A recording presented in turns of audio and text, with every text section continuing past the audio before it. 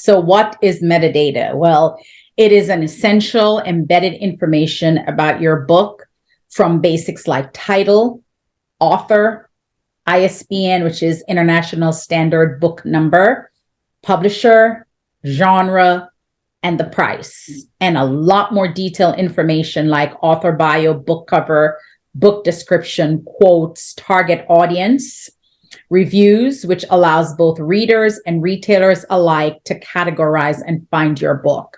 The more optimized your metadata is, the easier readers can find your book. So generally speaking, everything that you put on your book when you upload your book is considered metadata.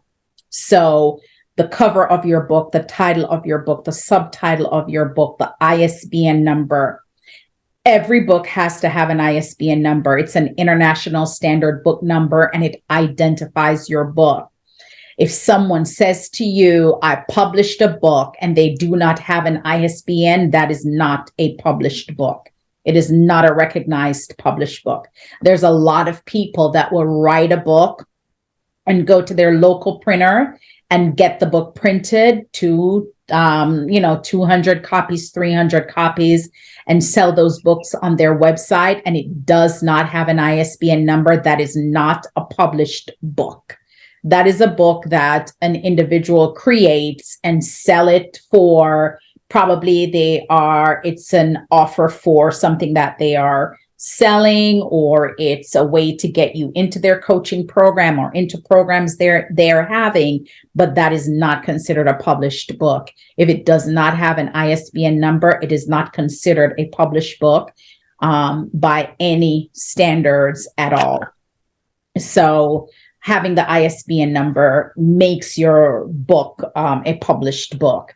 Now, there's a lot of people who get their PhD and they write their thesis, or they write, and it goes into a publication. It does not have an ISBN number, but because it's written for an educational thing, that is considered published. So that would be the exception. But people who just write devotionals or inspirational books or how-to books or cookbooks and don't get an ISBN number or upload it in any way, shape, or form to a publishing platform, that is truly not considered a published work. All right. So I like to talk about optimization, right? And there's 3 ways of optimization your metadata. The first one is the core optimization. And all that is how to categorize your book and what subgenre fits best. And when we get to BISAC codes, you're going to see, I'm going to go to Amazon and show you what that looks like. And I'm going to go to Ingram Spark and show you what that looks like as well. Those are the 2 of the biggest publishing platforms.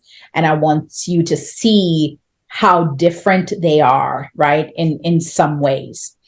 So, you and I will do some research and we'll optimize every data field of your book's metadata, including the tricky ones like the BISAC codes and book descriptions, to make sure every field is custom crafted for your book and giving you the best chance of discoverability. That's the purpose of metadata. How can people find your book? It is not just a title. It is not just a subtitle. It is not just you being the author. What are other elements of your book that you can, put on all of the information when you're uploading your book so that your book gets seen? Here's an example I want to digress from for a moment when we're talking about core optimization. I had my book published at one point, my very first book, 90 Days to a Victorious You. And the thing about putting keyword phrases on your book as a part of your metadata is for your book to be searchable, right? And so it is a time-consuming piece of the publishing process. And so when I first started the publishing company, I would automatically read through everybody's book and identify the 7 keyword phrases to add to the optimization of their book. right? Because when you go to upload the book, and we'll do that later on in the course, we'll do a full upload. But when you go to upload your book, whether it's any publishing platform you use, and there's several, there's Amazon, which is the KDP arm belongs to Amazon. So Kindle Direct Publishing is the book platform for Amazon. And then there is Ingram Spark, which is one of the most renowned book publishing platforms because of all the different book companies and resources and online platforms that they put your book in. So it is a favorite of many publishers.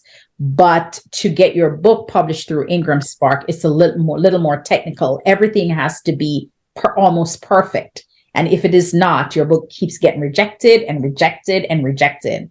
On the other hand, Amazon, they really don't reject books. So sometimes that is why sometimes you'll get a book from Amazon and you open the book and there's mistakes in there, and there is the formatting is off and things are not as perfect. With Ingram Spark, every I has to be dotted, every T has to be crossed, or that book will not get approved, right? So when you go to upload your book, both platforms, which are two of the platforms I use the most, Amazon gives you the option to include your keyword phrases, 7 keywords or 7 keyword phrases, the same thing that Ingram Spark does. There are publishers that will skip that completely. Why? Because it's optional. You don't have to put it in there. You don't have to put the keyword phrases at all.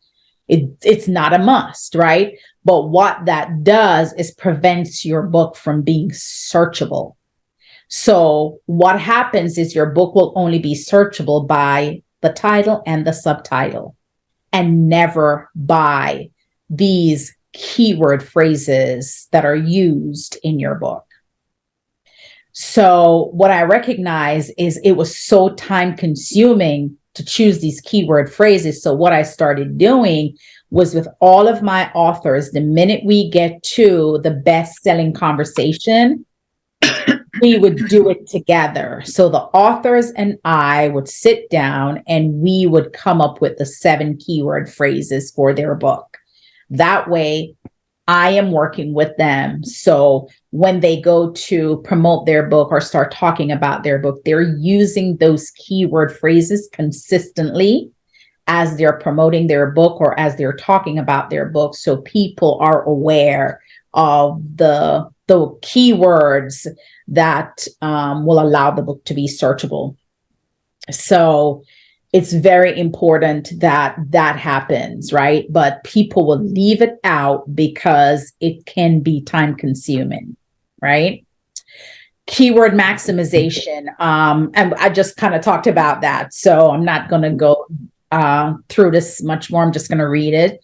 SEO, search engine optimization. We will choose specific words and phrases that readers are most likely to search for and are more likely to give you stronger search engine results. So let's just take, for example, The Mask of Dementia, right?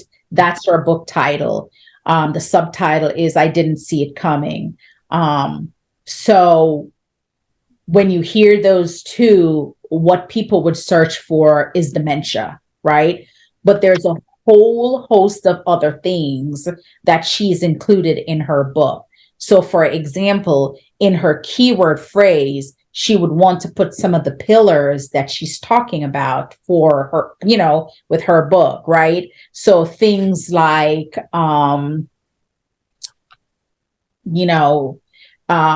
hiding, hiding memory loss, or hiding some of the things that, and she shared, Tanisha shared with us that her mom did. But taking some of the phrases out of your book, out of the different pieces of your book, that's important enough to use as search engine optimization, because someone might be searching for a book about dementia and maybe not even use that word, right?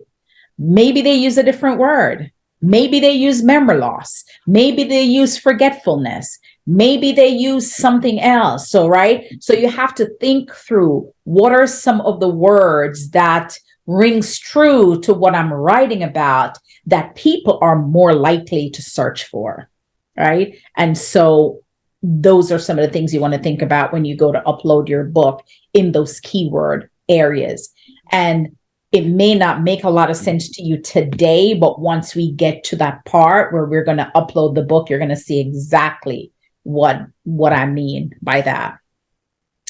Spell check and grammar. Spellings and punctuation errors prevent readers from finding your book during their searches.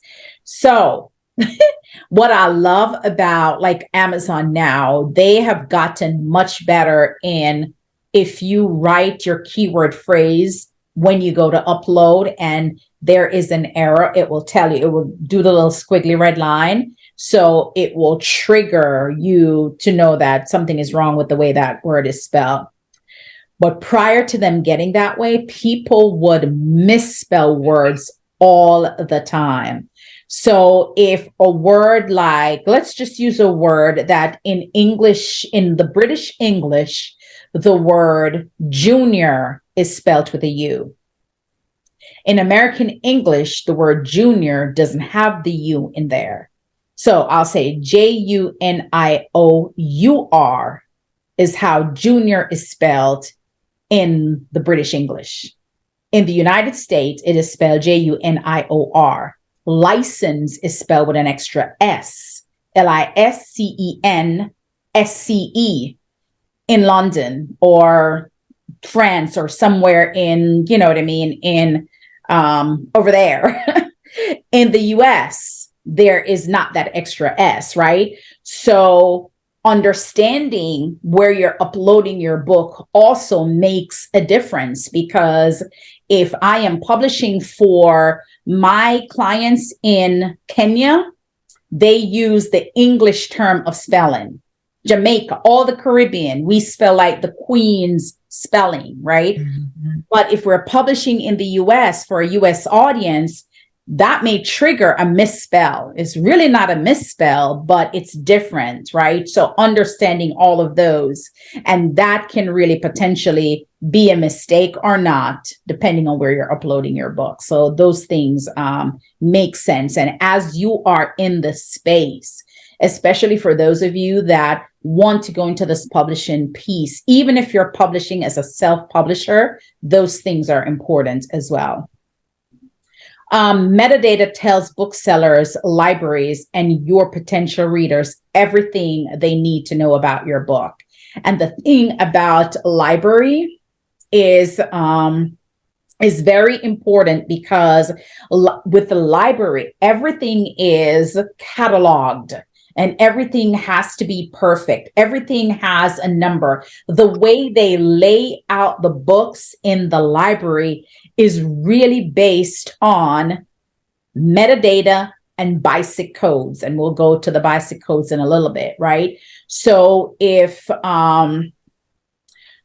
so when you think about metadata, it's the data of your book. So the title is data, the author is data, the publisher is data, the codes, the category is data.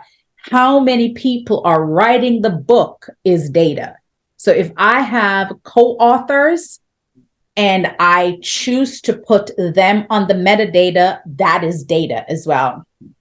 So metadata, and why do you want to take advantages of it? So metadata is data about data.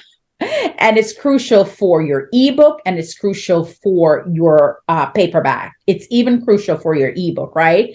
You may not know it, but your book is introduced to the world through its metadata. Think of the book metadata as a yellow page ad that lists all the information related to your book.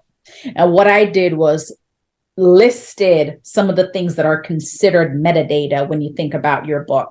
And the reason why I'm going through this is, if you hear that term, I want you to be able to understand it, right? As you are getting ready to write several books and or publish your books. It's important for you to understand the industry standards of things when it comes on to publishing. So the title and the subtitle is metadata. The genre and subgenre is metadata. I like to say the categories and subcategories, right, is metadata. The short and long book descriptions. Now, get this. When you upload with KDP, Kindle Direct Publishing, that's the publishing arm of Amazon, they only ask you for one book description. When you upload via Ingram Spark, they ask for the long and the short of the book description. Now, most often, I will do the short and not the long. And the reason why is the long book description has to have 450 words or more. So if your book description is less than 450 words, it gives you an error message. So I don't use the long description for the most part. I like to use the shorter version because that is anywhere from 250 words to like 400 words. So I just click short description and that's what I use. And the reason why I like the shorter description is because that's what we put on the back cover of the book. And if it is too long, we're not leaving space for the author bio and their picture and the barcode. So I like to use a shorter book description for my books. The ISBN is a part of the metadata. Again, that's International Standard Book Number, and every book that gets published gets one of these number. And you cannot use the same ISBN number for anything else.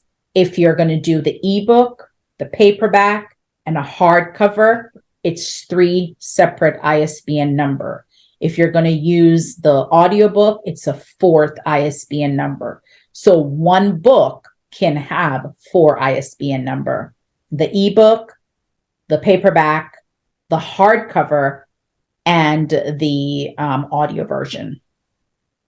The author and contributing names and bios. So if it's a anthology with less than if it's an anthology with 17 people, you cannot list all 17 because they don't give you 17 spaces to list all of their names. But if it is like 10 or less, you can list all of the contributing authors. You will see where a lot of times people list the name of the editor. People will list the name of the graphic designer who makes their covers. People will list, if there's an illustrator, they will list the names of those people. All of that is considered metadata. The book subjects, right, which is this basic codes or BISAC codes, that also, is listed as well. That's a part of the metadata. And image of the book cover is the metadata. So even the picture of your book cover is considered metadata, because a lot of times you'll just go and type in the name of a book. What comes up? The book cover, right? That's the first thing you see. If you go to Google and you type in Bags in the Attic, it's not a picture of Joan that you see, right? You see a picture of the book cover. So that's considered metadata. Any way people use to find your book, that's a part of the metadata. The countries where your book is sold is a part of the metadata. So if you go to amazon.co.uk and you type in Bags in the Attic, it will come up. If you go to amazon.co.ca, which is Amazon Canada, you will see Bags in the Attic. So that is a part of your metadata as well, the countries where your book is sold. The book's target market. So we don't like to use target market in book because it's way more niched down. So we like to say your book's ideal market. Who are the people that you're writing the book for that are going to buy it immediately, right? And then the price of your book is also a part of the metadata. So your ebook is usually a lower price than your paperback, right? Because one is electronic, so there is no printing costs. And then one, you got to get it print on demand. So there's a cost to the paper and the cover and all of that stuff. So price makes a difference. It makes a difference in ebook versus paperback. But then again, that's all a part of your metadata. So, and your metadata is populated across many platforms. It's displayed on Amazon. It's displayed in Barnes and Noble. It can be displayed in library catalogs, bookstores, and everywhere online. What I love about, and just so you know, and I'm going to pause right here and just share this with you. I think we talked about this before. If your book, whoever goes to self-publish and they use a ISBN from Amazon, then your books will not be in online stores. Your book will only be on Amazon, right? Because Amazon, and not KDP, Amazon is a bookstore, right? They started as a bookstore. Amazon is the world's largest bookstore. And so from a bookstore perspective, they are direct competitors to Barnes and Noble. So if you publish on Amazon and use their free ISBN to publish, Barnes and Noble will never have your book online. They won't sell it, right? Because it belongs to Amazon, is considered the publisher. Now, if you buy or purchase your own ISBN number and use KDP to upload your book, which means your book is available on Amazon, your book could still be on Barnes and Noble in their online store because your ISBN belongs to you as an independent author / publisher. So how do you go about creating good metadata? You can research this, right?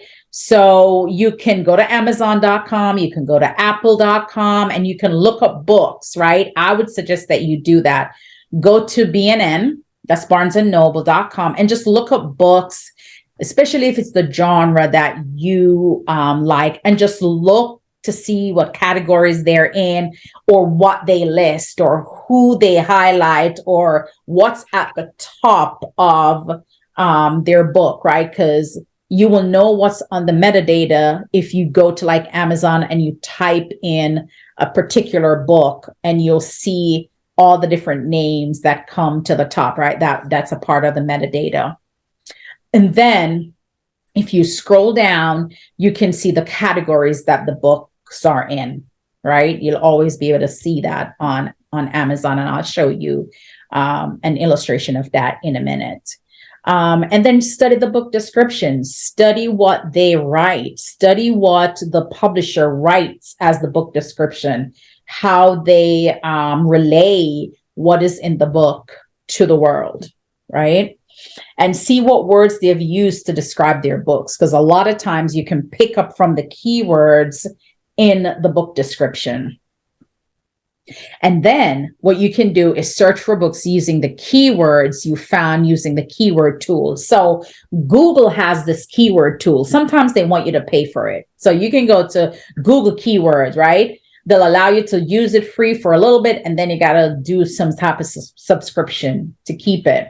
But you can actually go to Google keyword tool and research, good keywords or keyword phrases to use for your specific book, so that you're using the right words based on your book and the category and what the content of the book is, so people can find it.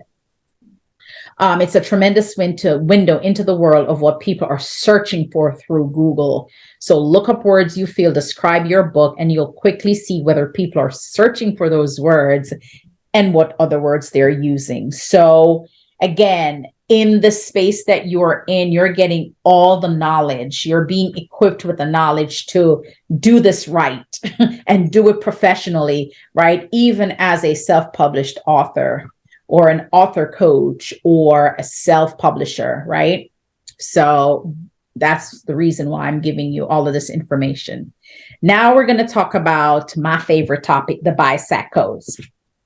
First time I saw this word, I'm like, they spelled this thing wrong. What is that? Because I don't know why I wanted to say basic codes. So the first time I saw that word, I'm like, nope, that is spelled wrong. That is an incorrect word. But then I finally recognized it's not just the word, it's a whole acronym, right? So BISAC is an acronym for Book Industry Standards and Communications. That's what it is. So the book industry, right, eons ago, came up with a standards and communication that is across the entire publishing industry, right? They must have done this in like 1903, but it was a long, long time ago. And what it ensures that no matter where you're searching for a book, whether it's online or a brick and mortar store, Amazon or wherever, any catalog, you'll find the book under the same category once you choose the right category for your book. And I wanted to give you an example. So if you go into a library or probably the Library of Congress, right? When you choose your book categories on whether it's KDP or it's on Ingram Spark or it's Book Baby or it's Lulu or any of these publishing company, internally, they give your book a code based on the very first category you choose and then the other one or two category. And I'm going to tell you why. When you upload your book to KDP, you get the option to choose only two categories for your book. There's two. That's all they give you, two. So you want to make sure you're choosing the two best categories. If you upload your book with Ingram Spark, they give you three categories, right? You get to choose three categories. So you want to have the categories in a way where it starts with one specific category and then it niches down into other categories. So I came up with this code, this internal BISAC code. So when an online retailer sees a code TRV 02507, that means nothing to you, right? But to the library, to the bookstore, to the Library of Congress, it means something. So when this person go to upload their book, the first category they chose was travel. That was the first category they chose, right? And so it's under TRV. And then the number. So even if the title says Traveling Through Old Tennessee, there is no question whether the book belongs in the travel section or the history section. If they had put history as the first category for this book, because it was all about Old Tennessee, so it's a historical thing, the book would start with HIS.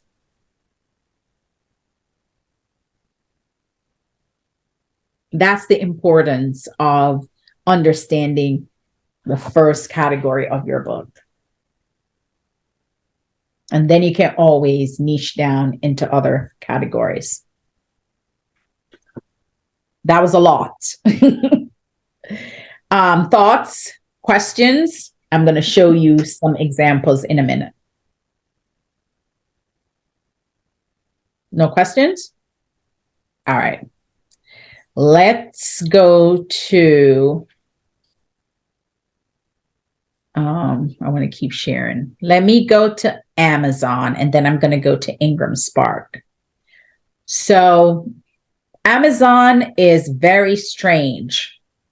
When you go to upload your book in KDP, The categories, and when I say categories, I'm really talking about BISAC codes. It's interchangeable, right? So if you hear me say categories, know that it really is the umbrella is the BISAC codes, right?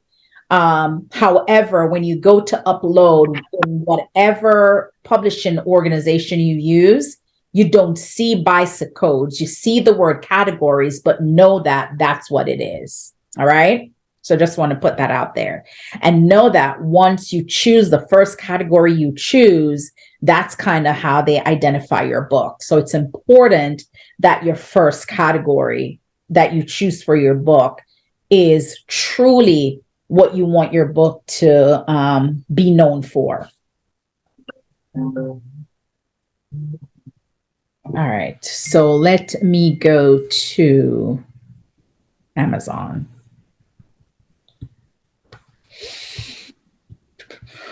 And I'm going to try and go to KDP because I want to show you KDP's categories versus going to Amazon to see what category you should put your book in.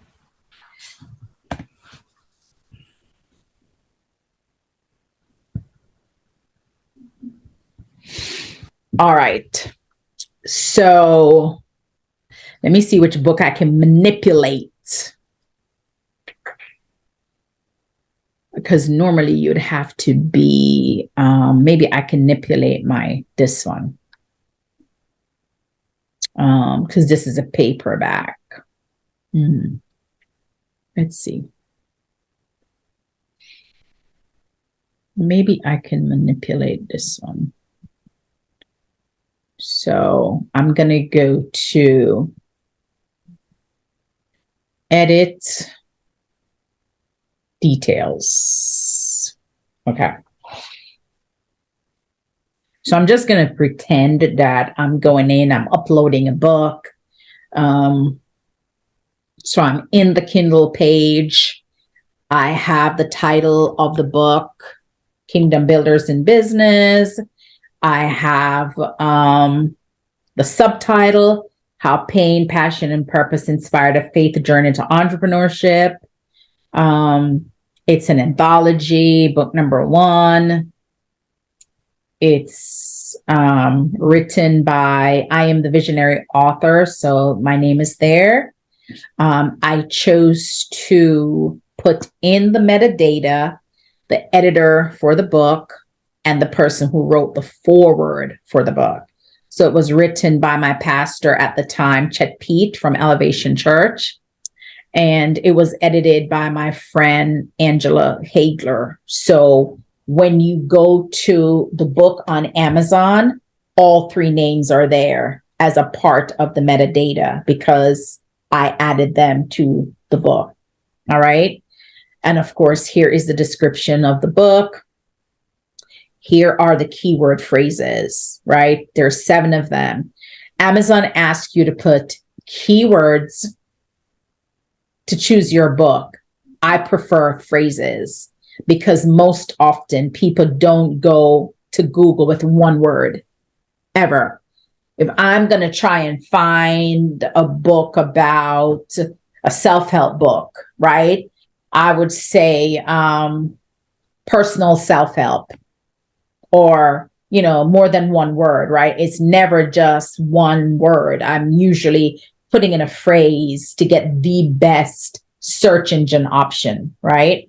So these were our 7 keyword phrases: pain to purpose, passion for business, faith-based leadership, marketplace ministry, Christian entrepreneurs, story of faith, abundance covenant. That was our 7 keyword phrases. Now, here is where the BISAC and the categories came in.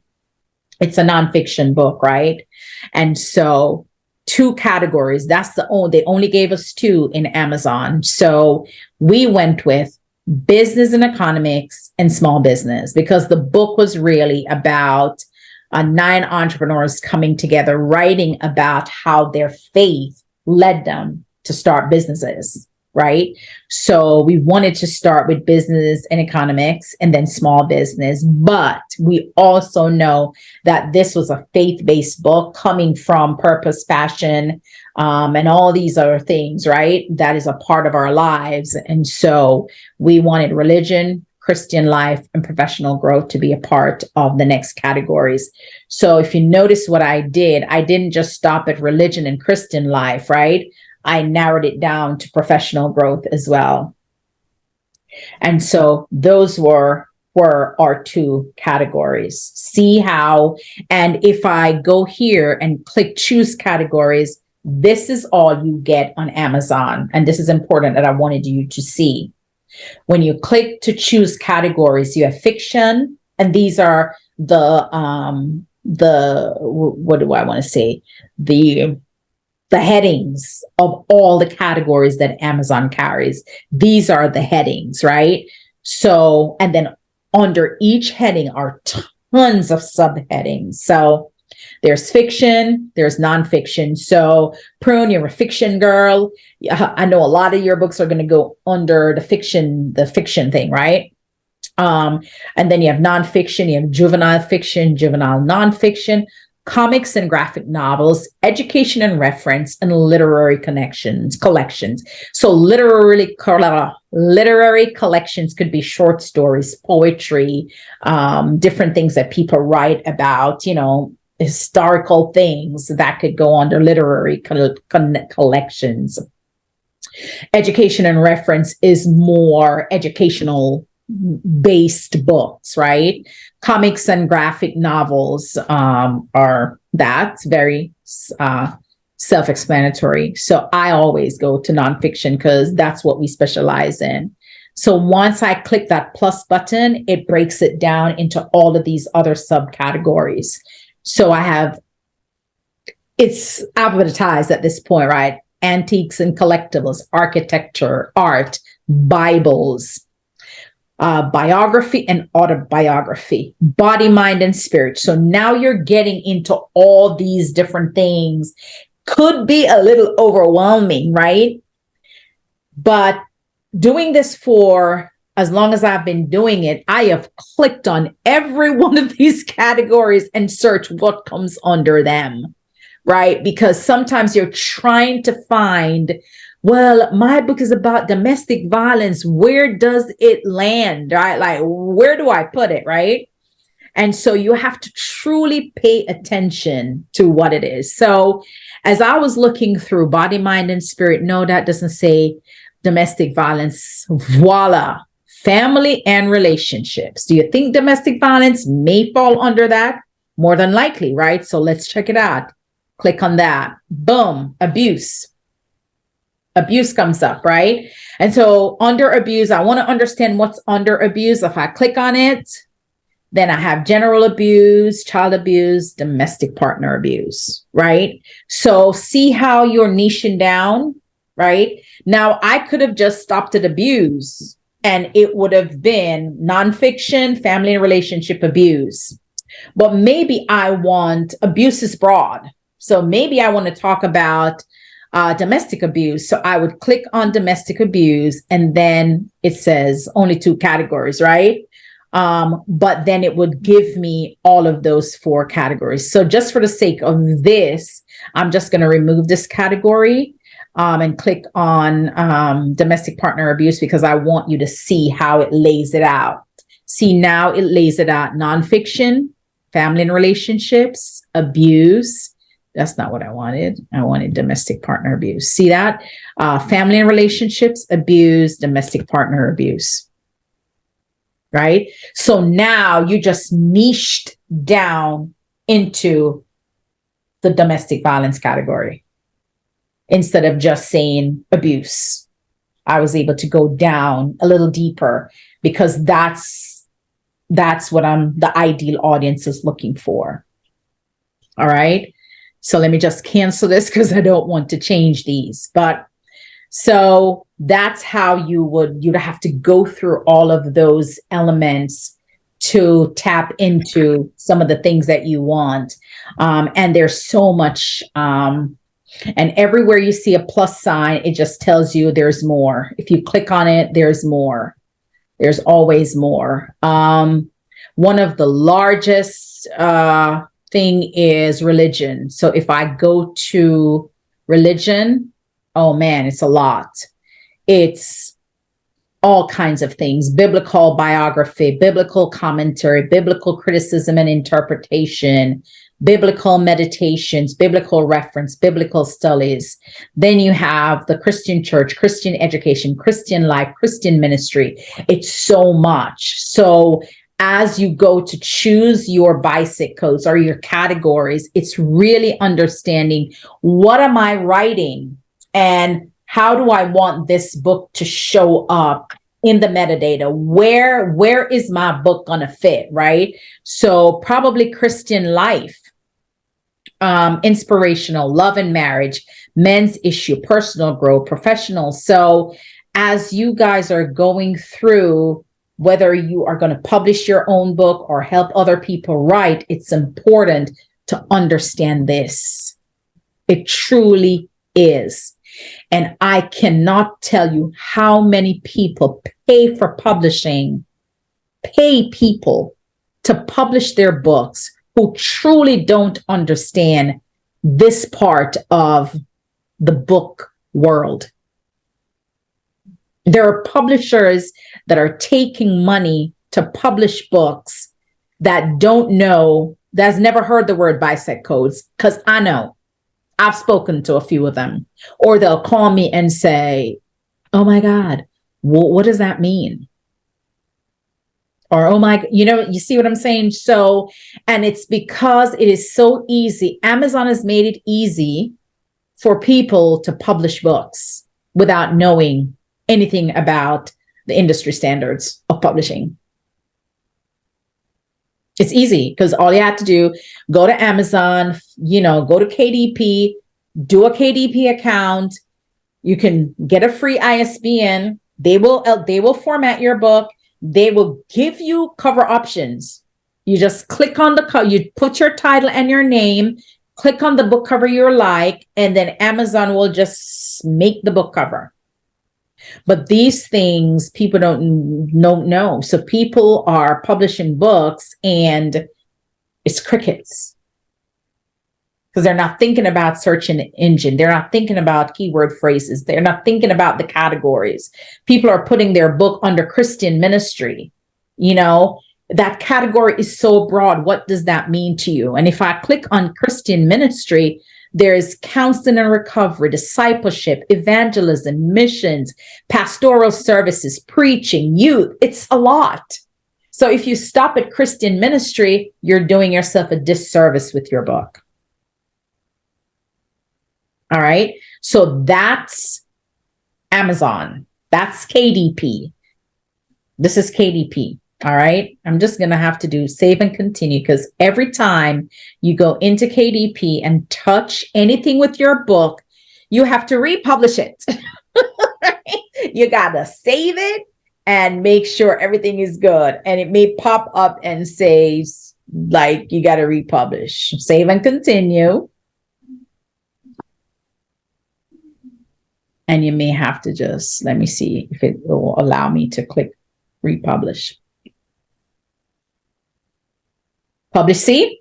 Publish your paperback book because I went in and I manipulated it, right? So if I don't do that, when I go to Amazon, it's going to tell me that my book has unpublished changes. So now I have to hit publish again for the book to be back to its regular status. So anytime you go into KDP and manipulate your book, even if it's for training purposes, you've got to make sure that you are clicking republish. All right. And within a couple of hours, it will be back. I mean, it's not taking it away. It's just that it will be, the published changes. See how it says updates and review? That's because I went in. All right. So this is when you're uploading. Now, here's the secret. KDP gives you the opportunity to add your book to 8 more categories. A lot of people don't know that. they give you the opportunity to put it in 10. So although they give you 2 behind the scenes, they will say they don't publish this, but they do, right? So what you would have to do is go to your book, right? Once you upload your book with the 2 categories, once the book is approved, it gives you an ASIN number, right? And all you have to do is copy the ASIN number like this, copy it just like that, copy, and then go down to the bottom of the page and see where it says contact us. Click on contact us. And we have a whole menu that comes up, right? When the menu comes up, it says Amazon store and product detail page. It's the first one. Click on that. And right here, it says update Amazon categories. See how they hide it? They hide it. Click on it. And this is what it says. See, look, we are currently experiencing a high number of contacts, which may cause a delay in processing time. So anyway, that has nothing to do with this. But now they're saying submit all your category requests in one message. If you're making a request for multiple books, please include them. So all they're saying to you, you can now add your books to at least 8 more categories. So this is where you would go and do it. And all you have to do, they even give you the example, ASIN number, the marketplace is usually Amazon.com, right? Because this is where you want your book to be published. If you were in the UK, it would be Amazon.co.uk. If it's in Canada, Amazon.co.ca. If it's in, there's a bunch of other Amazon that's in other countries, right? But for us, we would always use the .com. So that's the original Amazon. And then you would say paperback or ebook, right? And then you would find the categories and list them here. Now, here is the crazy thing. To find the categories to list it here, you could not go back to KDP and find the categories. You have to go onto Amazon and go search for them. Mm-hmm. That's why people take shortcuts. As a publisher, I never put my client's book in less than 6 categories. Never. There's always that 2, but I always add it to 4 or 6 more categories so that when my authors gets on the best-selling lists, they're making it in 8 categories, sometimes 9 categories. Why? Because I choose to go the extra mile for my clients. It's a conscious decision I make. I don't stop short because I believe in excellence and I report to God. That's what I do. So I would, at this point, I have their ASIN number because now I want to add categories. So what do? I go to Amazon.com and now I go to ebooks. Let me just show you what I do for my clients. I click on this. Oh, not there.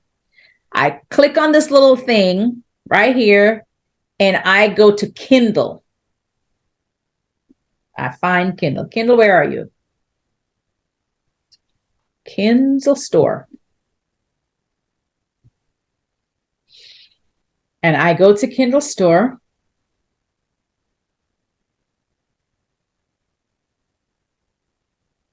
And wait a minute. And sometimes I just put like a book in there. Let's just say bags in the attic. just sometimes just to kind of get things going.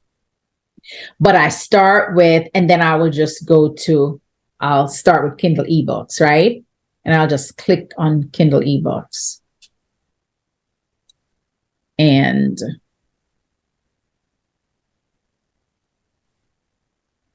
wait.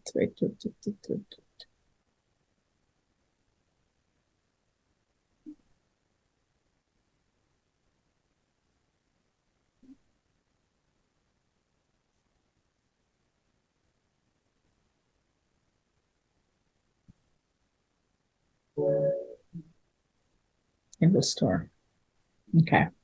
So I'll just go here and then I go to Kindle eBooks and look at what just come up.